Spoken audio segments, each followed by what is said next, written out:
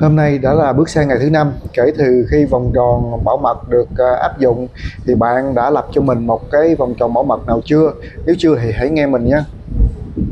Khai thác một mình thì có thể đơn giản, nhưng mà khi tham gia vào nhóm, bạn sẽ đi xa hơn và bền vững hơn trên hành trình Interlink này. Khi cả đội cùng hoạt động, điểm HCS của bạn sẽ tăng, nâng cao khả năng xác minh, và số ITLG của bạn nhận được hàng ngày cũng sẽ tăng hơn nhiều so với khai thác đơn lẻ.